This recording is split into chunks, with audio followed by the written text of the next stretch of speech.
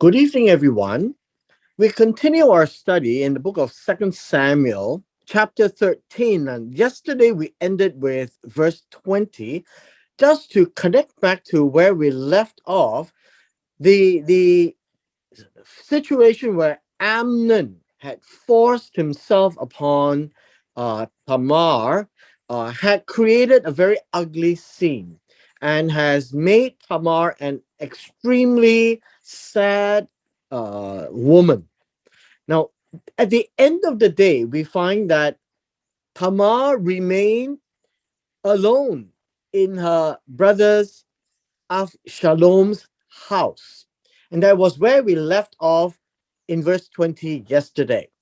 Today, in verse 21, we find that David had heard about all these matters. Now, about the matter here, it would be the word davar, right? As you all know, the word davar means issues, matter, problems, but this is with relationship to what has happened between Amnon and Tamar. And King David was very angry. Now, what we don't read is the actions that followed.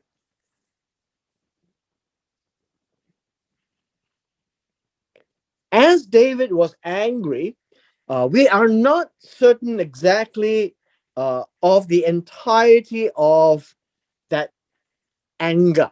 But all we know is that he was very angry, very hot, very, very hot. And the narrative leaves it at that.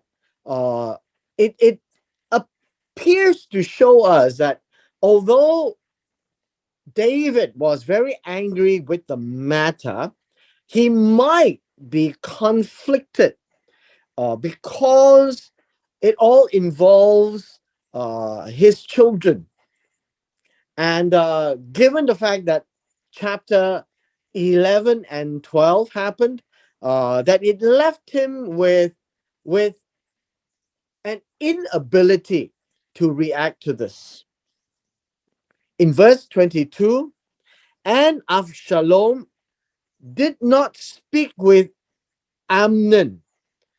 Now, it doesn't mean that there was no conversation between them, because in the next description we read, there was no good words that were said, right? No good or bad. Now, these two words is uh, Tov and Ra. We find that in the conversations with Amnon, Avshalom remained neutral. And all it means is that Avshalom is not showing his hand, is not showing anything untoward uh, Amnon. And the whole idea here is he is not wanting to react or retaliate at this point in time. But there is nothing good to talk about him, but he is withholding himself from speaking bad. And the reason is Avshalom hated Amnon because he had violated his sister Tamar. Now, the word violated here is from an earlier word, which is humiliate, humiliated, disgraced. And understand that Tamar is a virgin, a Betullah, somebody who is not yet married and never had a man before. And this particular action was very degrading in that sense. And hence, Tamar remained alone in her brother's house. And Avshalom keeps seeing the sister in this manner. Obviously, the hatred, this word hatred, festered. Now, this hatred really is coming to a point of a very bad negative. The positive of hate is merely to turn away. Turn away. But in this case, there is, how should we say, a more negative concept of being hateful, right? Being hateful, and to treat Amnon as an enemy. Now, when we see in, say, Malachi chapter 1, where the text says, Jacob I loved and Esau I hated, they use the same language and same words, but the way and the context is very different. In this particular case, this essentially shows us that Avshalom is treating Amnon as an enemy, and Avshalom is hatching a plan to retaliate for vengeance upon what Amnon did to the sister. Now, the rest of the chapter describes the plan that is being hatched as an act of vengeance. Now, verse 23 tells us now. Now means and then. And the context tells us that about 2 full years, after 2 full years had gone by. Now, this word here is that it literally means it came about after 2 years of days. And it's an expression to say it is really full years. So this is a good translation. And from 22 to 23, 2 years passed by. And Avshalom had sheep shearers in Baal Hadzor, which is near Ephraim. And then Avshalom invited all the king's sons. Now, what really happened here is after 2 full years, there are sheep shearers, and this normally what happens is that when there is a time for shearing sheep, it is customary to have a feast. And a feast is like a celebration. And his intent was actually to invite. Now, this word invite is to call. It's a very simple word, call, but given the context, it says invite, to call them out, to call them by the name, to summon them. And all of this gives us an idea of invite, which is fine. And it is actually to the king's sons. Now, understand what I had just said is that since verse 22, we find that Avshalom has been hatching the idea of taking vengeance. And it took 2 years until this time where it was a feast that he was throwing, where there is a legitimate time of coming together. Now, in verse 24, we read this. And again, you must say, this is, and then. And then Avshalom came to the king, and he had to invite to the king because it was a major affair. It says, look now, your servant has sheep shearers, and we are at the time where we can have a feast. May the king and his servants please go with your servant. And look at how Avshalom calls himself, your servant. Your servant. This is Avshalom. And this is a very humble position taken before the king.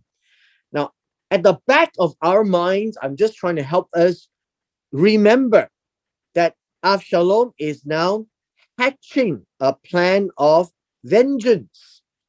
Now, a lot of things from chapter 11 and then in chapter 13, a lot of things are happening in secret that we don't know. And then we are now reading the aftermath of all the events. And so Avshalom had this plan hatched, and later we would see how it plays out. Verse 25. It says, and then The king said to Avshalom, "No, I don't want to go. No, my son, we should not all go, that we will not be a burden to you. We just don't want to intrude. It would be too heavy." Now, this word heavy,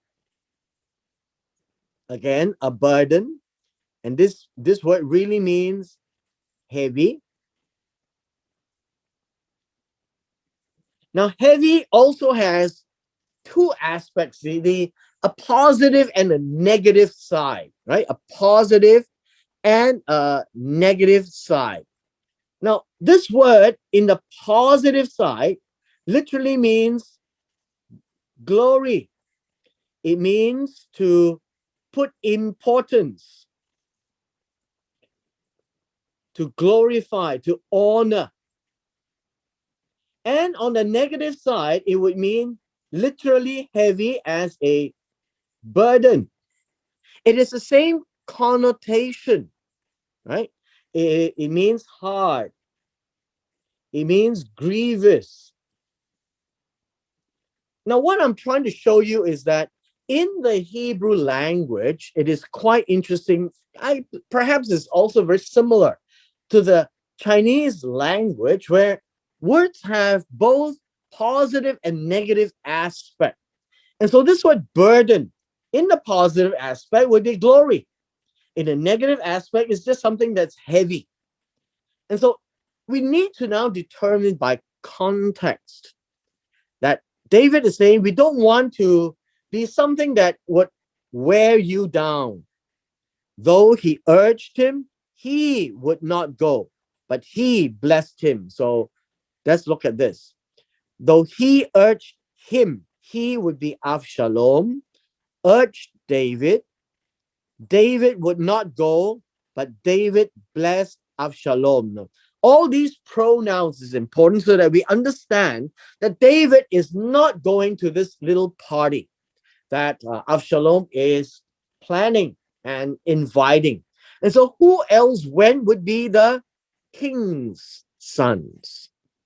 In verse 26, Avshalom then, again, and then after David said all those words, Avshalom says, well, if that's the case, can we have our brother Amnon go with us? But the king said to him, why should he go with you? Now, the king actually knows that Avshalom is not happy with Amnon, and Avshalom has never really spoken much with Amnon. Nothing good, nothing bad, but has been quite neutral in terms to be very careful with the speech with Amnon. And why all of a sudden Amnon? Verse 27. Verse 27 is, the word here is nevertheless. It literally means and then. And so you can see that the English loves to pick all kinds of words as a conjunction. But in this case, it's and then. That would be the word. And then Avshalom urged him. Now, what do you mean by Avshalom urged him? The idea of urging is to break him. Now, in this case, the idea of breaking means to compel, to persuade. And you know, this kind of oriental style of pushing and pressing, right? Pressing David, come on, let him go. Now I've got all these reasons. And then finally, David let Amnon and all the king's sons go with him. And that would be the idea that the plan of Avshalom would be in progress. We read in verse 28 these words.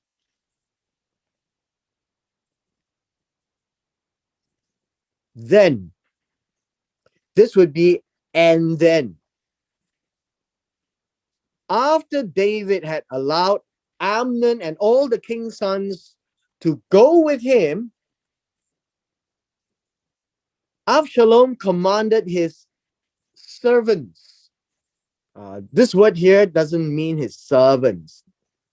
It means his youths, the young ones, right? The youths. So I'll just take this out because we might be misunderstood. When Absalom spoke to David and says, your servant, that's the different word. That's a totally different word from this one. So I would prefer to take it out so that we do not misunderstand that this is not Absalom's servants as with regards to the army. And this is what he says. See now, look. This literally means look, see, observe, and watch over this. The watching is this: when Amnon's heart is cheerful with wine. This word here, cheerful with wine, literally means his heart is good. Right? His heart is good with wine. And to talk about the heart good with wine, you will find that this word good also means, in this context, cheerful. It is a description of the heart that after he had drank enough wine, he would be a very happy person. And this is an observation. So you notice in Hebrew, all the words do not describe imagination. The words really describe what can be seen. Even though this is internal to Amnon, that when he has drunk enough wine to make him, say, tipsy and feel very happy, the description nevertheless does not describe what is in the inside, but what is demonstrated on the outside. And then Avshalom then says, and I will say to you, this word is, when I say to you, strike Amnon, then put him to death. Do not fear. Have I not commanded you myself? Be courageous and be valiant. Now let's break this down a little bit, because these are the words of vengeance. The idea is to strike at Amnon. This would be cause to slay. I think that would be a good word. This word is not just strike. This is is to cause Amnon to be slain. That is what it means, right? It's not a direct word. It's a causative word. Cause him to be slain. And then the next word here, then, would be, and then. If you slay him, you must put him to death. Put an end to him, right? Put him to an end. Do not fear, do not be afraid. Why would they be? Because these are youths. These are not warriors. So they might be afraid, but Avshalom says, don't worry, right? Don't worry. Is it not I who have commanded you myself? And this is a very important aspect, that it is to say that it is Avshalom who is taking full responsibility for all these, right? And so he says, be courageous. This one means be strong and be valiant. Now, what does it mean to be valiant? To be valiant means to have ability, to have strength, right? Uh, to have force, to carry out this particular uh, command. And the command is put an end to Amnon's life. That's the whole concept of verse 28. We come to verse 29. This is, and then after saying all those, and then this is what the servants, and now we're talking about the youths, not servants, of Avshalom, they actually executed to Amnon exactly Avshalom had commanded. This is a description of how compliant the youths were. And the moment that happened, and then we find this taking place. All the king's sons got up, and then each rode his mule and fled. Now, what we saw right here is number one, Amnon killed. Number two, all the sons of David ran for their lives. We now need to remember, as we read down in the narratives, that Avshalom is actually a very good commander of his army, very influential. And none of the king's sons would stand by to defend Amnon. And whatever happened to Amnon, everybody left. And that is the picture that's given to us. Now, we don't know why. We might be able to speculate, but I would not do that right now. All I can tell you is that the text says just that.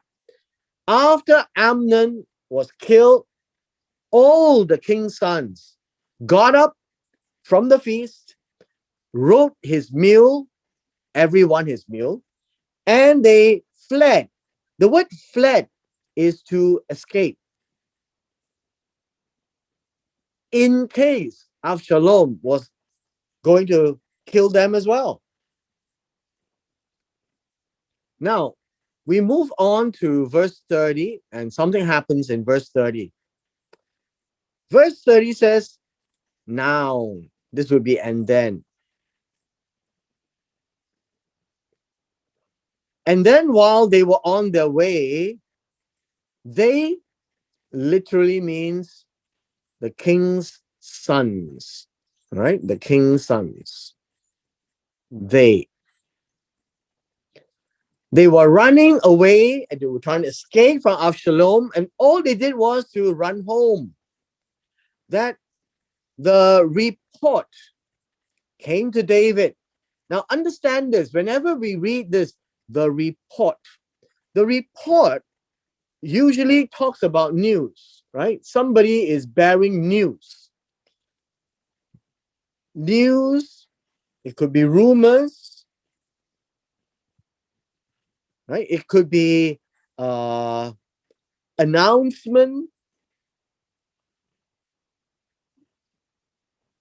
Basically, something that is going to be brought to the ears of David. We cannot assume that all these news is accurate, but it is news. So remember, this is a narrative. And so in a narrative, we cannot make any assumptions. We have to go with what the narrative is saying, nothing more, nothing less. And so this news report came to David. Somebody came and says this. He says, Avshalom has struck and killed all the king's sons. And Not one of them remained. Is left means remain. And so we know from a backstory that this is misinformation. This is, well, I guess you can say this is fake news. And so fake news is not new. Fake news has been going on. And we see in 2 Samuel 13, verse 30, right here. This is fake news. Uh, it's partially true in the sense that Avshalom really did kill Amnon. And you need to realize this. Number one, the act of killing is done by the youths, but they were acting on behalf. This is a concept of send or concept of messenger, right? Somebody who walks on behalf. And so what you find is the responsibility lies in Avshalom. And so here the news says it was Avshalom. He did all these things. Although the act of killing was done by the youths, in a case of delegation like this, because the youths themselves is understood as people without the ability to choose right or wrong when we think of it in the book of Deuteronomy chapter 1, even 20 years and below. And so that's the concept that these guys have, is that they actually obeyed Avshalom because it was Avshalom's command. Verse 31. Verse 31 shows us the reaction. And then after he heard these things, and then the king stood up. He was seated down.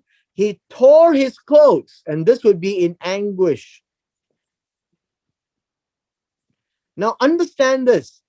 Tearing his clothes is a very vivid action, so that when we read the text doesn't say that David was angry or David was in an anguish.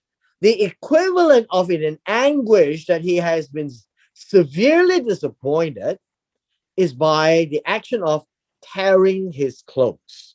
That's a Hebrew way of describing, I am so disappointed, I'm so dejected, I'm in such anguish. What happened? No, that would be the kind of a expression, tore his clothes. The second thing of tearing his clothes would be this, and then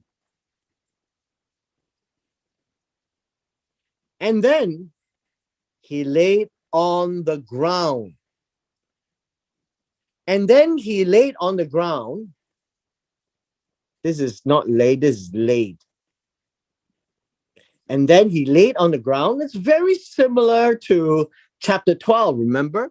When he discovered that the young child had contracted an incurable disease, he refused to eat. Remember, he fasted, he refused to eat, and he laid down on the ground. And so lying down on the ground is also uh, uh, uh, an action of anguish and remorse. And so in this case, it's very much anguish. This is what happened. All my sons, now think of it this way, in an Oriental concept, if all your sons died, it means that you have no descendants except the one who remains alive. And he was the one who killed everyone. Now, in Chinese, you know that there is a phrase saying that you don't have a son to send a clock. Basically, a son who continues time of the family. And the idea here is David has the same concept. He is Oriental. And in an Oriental setting, sons are very important because sons will continue the heir to the throne. And so his expression is something which I'm trying to help everybody appreciate. Now, in verse 31, it says, all his servants with him also tore their garments. They stood in alliance with David, right? They stood in alliance with David. Verse 32. Now we have this chap coming back, Jonadab. Jonadab being the son of Shimea, uh, David's brother, and this would be the nephew. Now, earlier we saw that he was wise, right? Hakam. But this is wise in the negative sense, meaning this is sly, shrewd, uh, cunning. This would be what was described of Jonadab. And Jonadab was the one who incited Amnon to teach him how to do that evil deed. And now he comes to David and pretends to be the friend. David's brother's son responded, meaning he answered, right? He answered. Was there a question? No. The answer here literally means responded. Responded, spoke out would be a good word. And so he says this: let not my Adoni, right? My Adoni, and this word assume, not there, right? Let not my Adoni, and this word assume is not there. This word should be say. That's all. Assume is an interpretation, a modern day of expression. So it says, do not let my Lord say, they have put to death all the young men, the king's sons, because uh, only Amnon is dead. Only Amnon is dead. This is a very key word, only. And the reason here is because this has been set up by the intent of Avshalom. This says that the intent of Avshalom is not really intent. This word literally means the mouth. From the mouth of Avshalom, maybe Jonadab had spoken to Avshalom, but it came out from the mouth of Avshalom. The word sins is from the day he violated his sister Tamar. And remember, the word violate means to humiliate, humiliated, disgraced. And here we see that this is the hatching of a vengeance. Verse 33.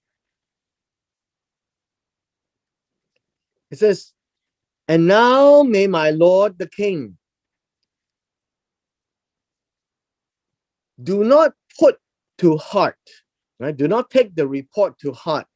Do not put to heart it's no longer the report, by the way. It's not the same word. Take the davar, right? Take the davar, which is the matter or the issue, to heart. Don't make any rash decisions with this. The word claiming, claiming is saying, right? It's saying all the king's sons are dead. But the idea here is only Amnon is dead. And so you find that Jonadab is trying to make fake news and put some truth to it. Right? That's basically what Yonadav is trying to do. He's trying to play the good guy in every case. But in this case, you say that the good guy, meaning he's trying to lend his support no matter good or bad. And so with Amnon, he lent his support to give him ideas. With Avshalom, he lent him support to talk about his vengeance. And with David, he lent his support to correct the fake news. And so we read in verse 34. In verse 34, it says, now is and then. And then means that after Amnon was killed, right? We're now looking at the narrative. And this narrative is a continuation from the time Amnon was killed by the youths, right? Avshalom decided to run away. This word fled is to run away. He took his vengeance and now he's running away. And it says that all the young men, and the young man who was the watchman, the one who is looking out for him, who is spying for him, perhaps, raised his eyes.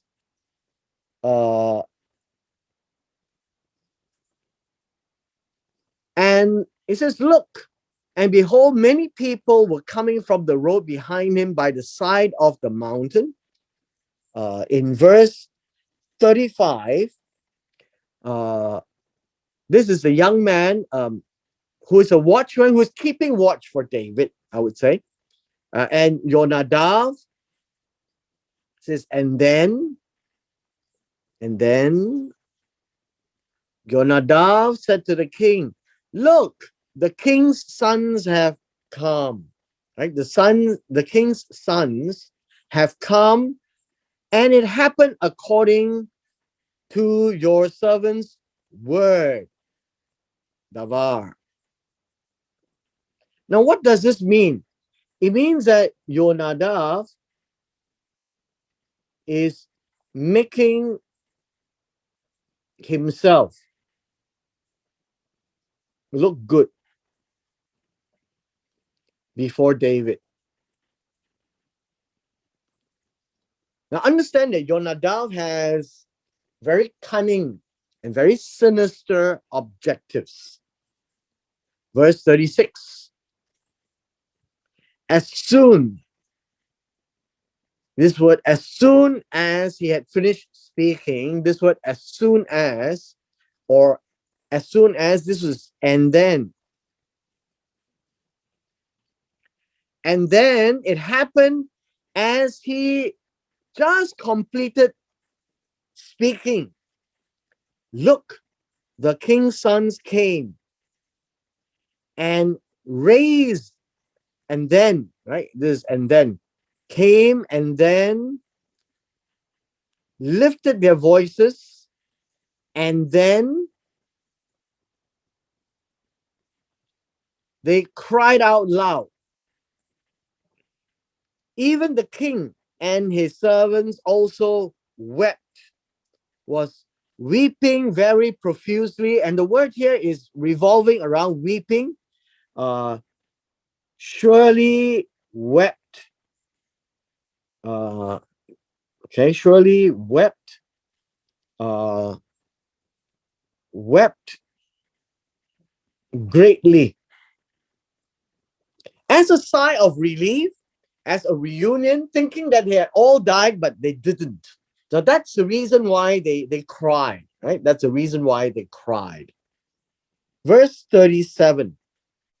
We come to verse 37, and Avshalom had ran away.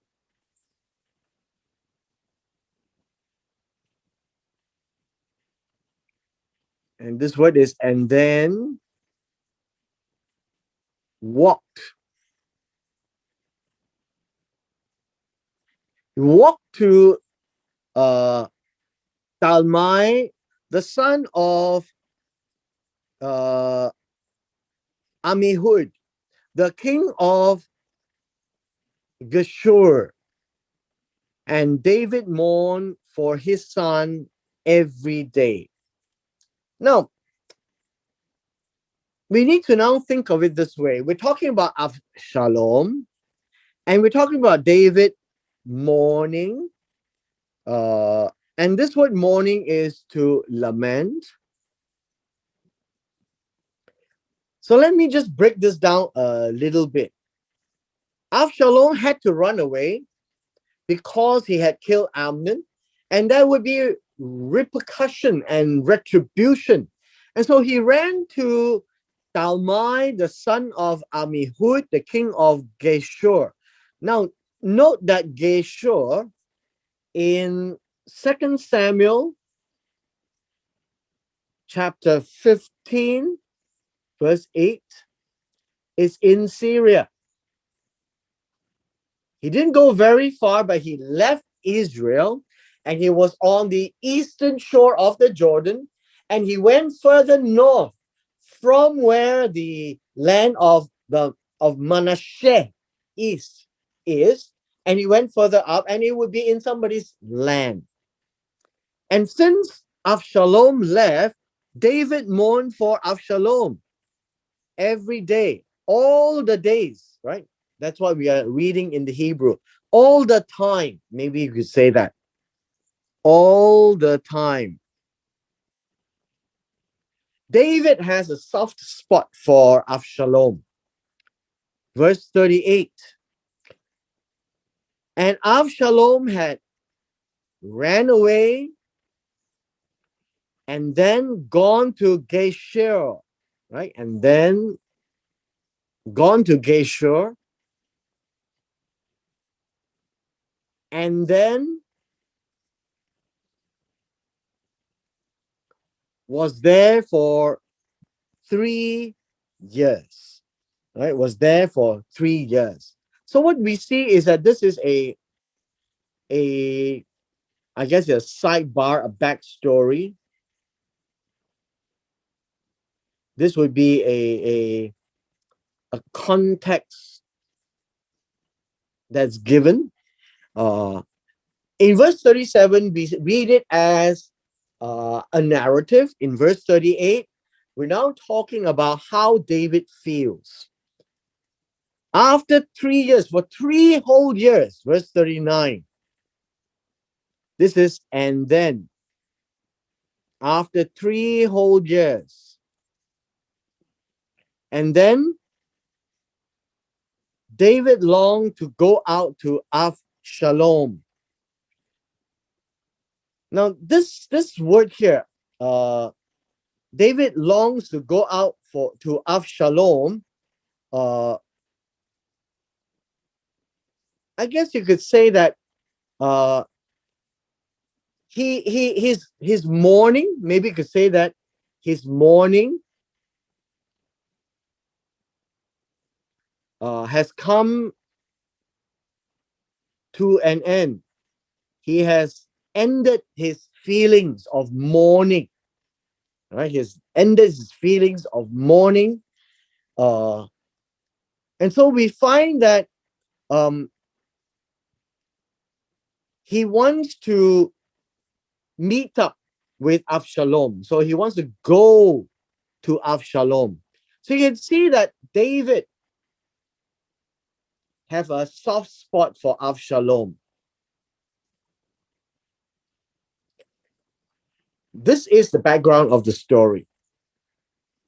The last line here, for he was comforted regarding Amnon. This is no longer an issue because he died. For he was dead. He was comforted. Understand that it is important for us to realize that when somebody close has died, there is always an expression of grief.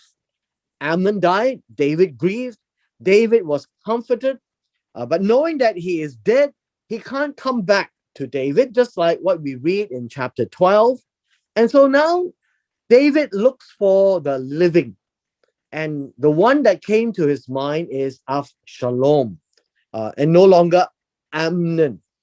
And with this, we come to the end of our session today.